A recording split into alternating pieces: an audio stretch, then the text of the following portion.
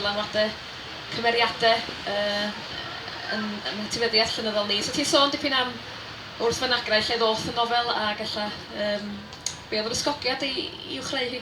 Wel, dwy enghraifft dwi wedi cael yn ystod y mywyd o gael ynghau mewn sefydliad, un o'r carchar a llall mewn Wrth Meddwl. O'n i'n cael mynd allan o'r Wrth Meddwl, ond oedd o'n ddwy enghraifft o gael yngharcharu, ac o pawb yn dweud, uwch, da chi'n sgwennu, da chi'n carchar o'n da chi mewn Ward Ysbyty, mae chi'r cyfle perffaith i sgwennu pen da chi'n eisiau sgwennu dim byd. Dydy'ch dad meddwl chi da chi'n mewn do. A wedyn mae hynna'n rhwystredig I awdur bod gynno fo'r amser ar rhyddid, ond ddim yr amodau meddyliol. Ond wedi dod o garchar, ysgrifenus I yma o hyd mewn cyfndaredd, ac wedyn wedi gwella o'r iselder o lenedigaeth nes I sgwennu'r gyfrol yma. Mae sgwennu dyddiadur yn un peth, mae sgwennu nofel yn rhywbeth wahanol, gynnach chi'r hyfdra I gyhoeddi fo, wedyn mae rhaid iddo fo pwy sy'n eisiau gwybod eich meddyliau mewnol chi.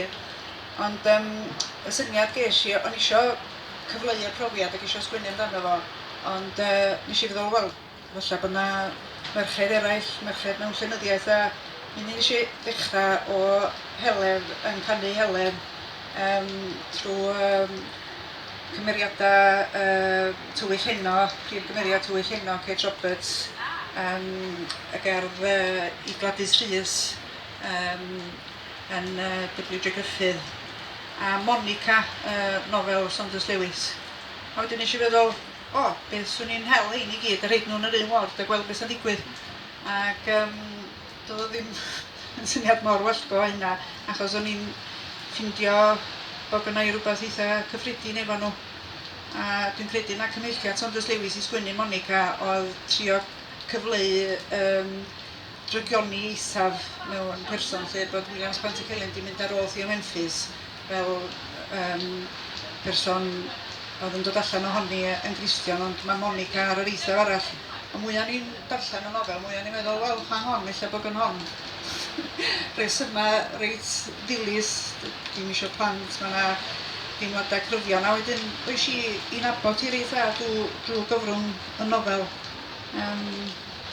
Ac dyna oedd yr ysgogiad tu ôl I hon. Sut brofiad oedd o I sgwennu? Ie, mae'n anodd dweud, os oedd o'n gatharsis neu fideo, ond o'n I wedi cyfnodi rhywbeth, a dwi'n falch bod fi wedi gwneud, achos mae yna bobl wedi ymateb iddo fo wedyn. Dwi wedi cyflwyno y nofel I fy nain, cof am fy nain Elizabeth Ann Williams, na ddaeth adra. A reswm am hynna, pen oedd hi'n tua'r un oed a fi yn hon, a ddi ysbyty meddwl, a ddoth I ddim adra. Ac mi ath I ddim bach, ac oedd hi yn ddim bach yr un cyfnod a mam Caradog Pritchard. Ac o'n i'n meddwl, mi roes I mam Caradog Pritchard yn gymeriad yn y nofel, ac o'n i'n meddwl tybad be fydda'r sgyrsia. Ond oedd hi marw 2 blynedd cyn y genedigaeth hi. A dwi'n mythnod I galw hi'n nain, jyst mam dad o'n i'n galw hi. A doedd o'n neb yn sôn, oedd hi jyst I bod yn ddim bach.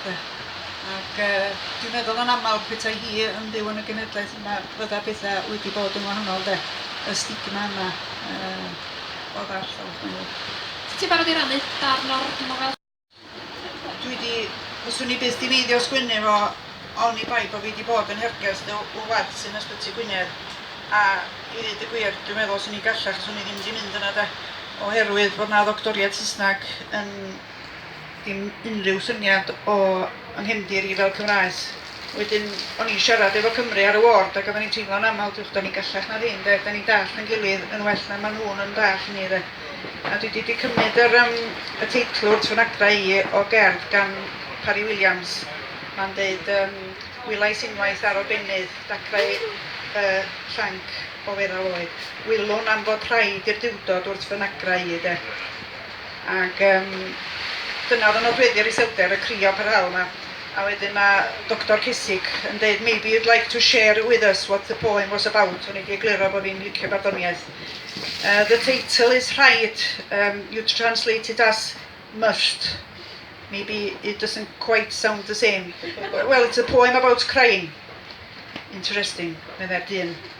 Roedd rhaid I mi ymdrechu'n galetach. Who is crying in the poem, gofynnodd rhyw feddyg asiai? The poet. Why is he crying?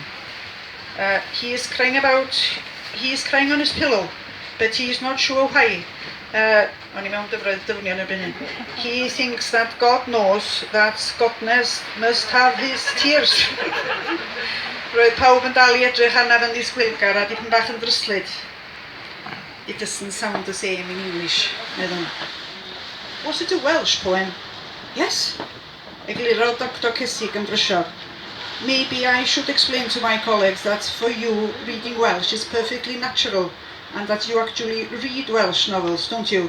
And Welsh poetry. Yes. Was the poem a help to you? Well, it was just reciting it to the other woman. I was just reciting it to the other woman who was trying to remember it. A wedyn dwi'n crynhoi yn heimladau ar y diwedd.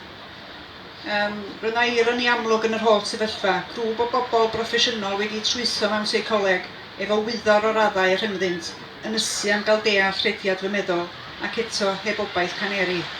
Tasa mae un Cymro neu Gymraes yn ei mis, neu unrhyw un efo'r rhithyn o wybodaeth am Parry Williams, mi fydda na siawns o gael dialog, ond do na ddim, felly ofer oedd unig eisiau deall yn gilydd. A gyda llaw efo'r frawddeg, I must explain that is perfectly natural. Just cofnodi hwnna, dyna'r frawddeg ddewedwyd wrth gwrs.